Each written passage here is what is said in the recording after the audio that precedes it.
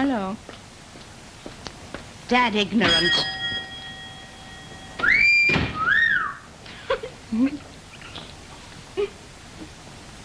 Two dandelion and burdock, one sarsaparilla and one unbrewed condiment. That'll be a shilling, please. And I think you ought to know what's going on your front step. What? Two young women eating balm cake butties and flaunting themselves for all the world to see. They're not doing any harm.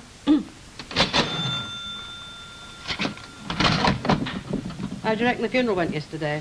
Oh, I thought it all went off very well. Very well. And her only daughter, the chief mourner, sitting there in a bright red swag without so much as a black patch on her sleeve. And don't tell me she couldn't have it dyed. 48 hours, that's the time it takes to dye mourning orders, always has done. I don't think people go in for that much anymore. Oh, aye, you think us old uns know now, but I'll tell you this, when I went to my mother's, I was stiff with black crape.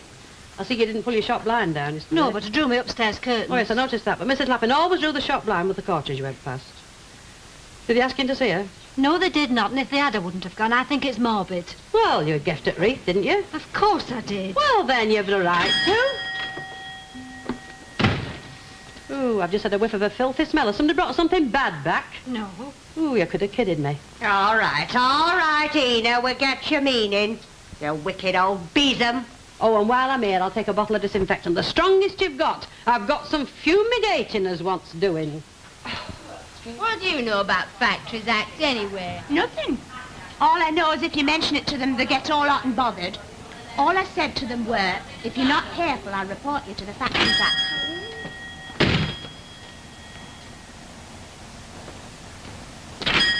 And I'll tell you something else for nothing, Martha Longworst. Your precious Lily's one's only knocking up 17 quid a week because he's fool enough to work nights.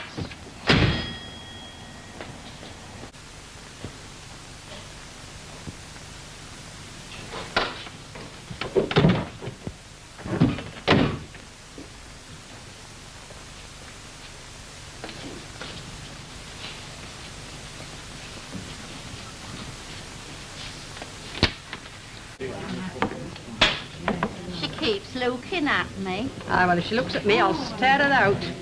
I saw all this coming in the cards. Hey, Conceptor, have you heard the latest? What about? That's Elsie Tanner. She's got a fancy man. Who told you that? Nobody told me. I saw him coming sneaking out of the house, all dressed up with an Homburg hat. Oh, it might have been anybody. Now, he wasn't the clubman. He wasn't the police. I know the type of visitor that goes to that house. No, he was a fancy man, all decked up like a lunch bun, with an Homburg hat. Look, I don't think you ought to go around saying things like that about people until you're sure of your facts. Well, I'm not taking any advice from the likes of you, Paddy. Now, listen here you to me. You can't tell me anything about me. Now, let us have some order in here, please. Conceptor, will you go and do the glasses in the public?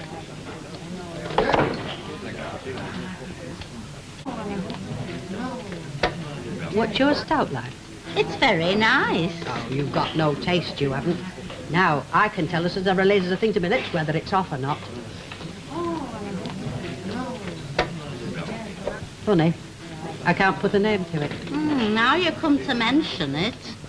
It's that Irish piece. This is old stock. Deliberate, that is. Absolutely deliberate. Why don't you go and take it back? That's just what she's waiting for. If I go to that bar, she'll have the old pub round me. Then she'll bring out a fresh bottle and she'll ask somebody else to taste it, somebody neutral-like. And when this somebody or other says it's all right, which of course it will be, she'll get that sly look on her face. I know her.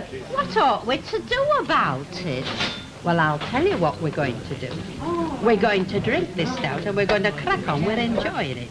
She'll be watching us, don't you fret. And when she sees us smacking our lips, she'll wonder what she's done wrong. Hey, you're a right one, you are, Ina. I just wouldn't give her the satisfaction. Good health.